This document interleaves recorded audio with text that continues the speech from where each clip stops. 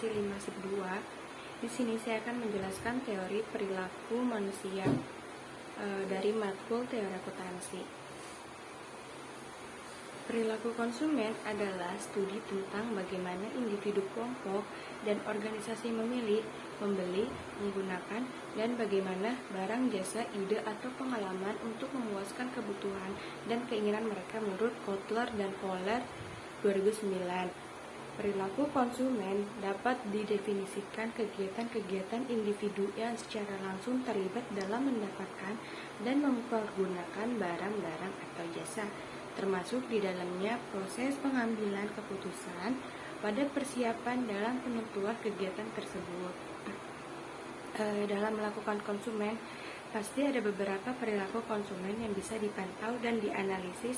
Tentu perilaku itu terjadi karena dipengaruhi oleh beberapa faktor, diantaranya ada faktor budaya. Di faktor budaya itu terdiri dari budaya dasar yang paling menentukan dari keinginan dan perilaku individu yang dipengaruhi dari lingkungan keluarga dan institut lainnya. Ada suku daya, merupakan lingkup yang paling kecil yang memberikan identifikasi dan sosialisasi secara lebih spesifik untuk partisipan dalam suku daya. Yang ketiga itu ada kelas sosial yang merupakan lingkungan yang memiliki tingkatan cenderung setara dan bertahan lama dalam suatu masyarakat yang saling berbagi nilai, minat, dan perilaku yang sama. Yang kedua, ada faktor sosial. Faktor sosial itu terdapat beberapa kelompok. Yang pertama ada kelompok referensi, yang merupakan keseluruhan kelompok yang mempengaruhi secara langsung atau tidak langsung yang berharap sikap dan perilaku seseorang.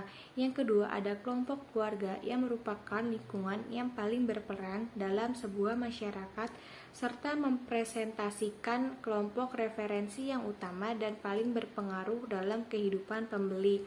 Selanjutnya ada peran status, yang seseorang ikut berperan serta dalam kelompok, klub, dan organisasi yang dapat menjadi pusat informasi penting dan membantu mendefinisikan posisi seseorang berdasarkan peran dan status dalam kelompok tersebut. Yang ketiga, ada faktor pribadi, terdiri dari beberapa bagian. Yang pertama, ada usia dan tahap siklus hidup berpengaruh terhadap selera dalam pemenuhan kebutuhan hidup sehari-hari dari setiap individu. Contohnya ada kebutuhan jasa perbankan, pengacara, dan konsultan pernikahan.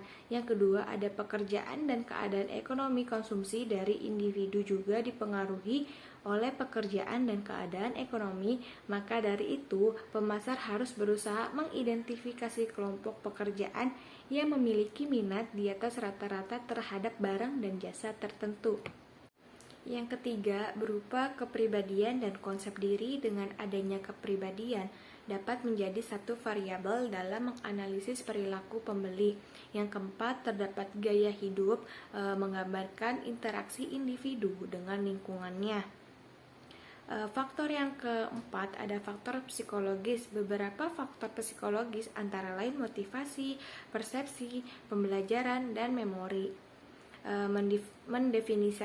Mendefinisikan perilaku konsumen sebagai tindakan yang langsung terlibat dalam rangka mendapatkan, mengkonsumsi, dan menghabiskan produk dan jasa, termasuk proses keputusan yang mendahului sebuah tindakan menurut Engel et al. 2008.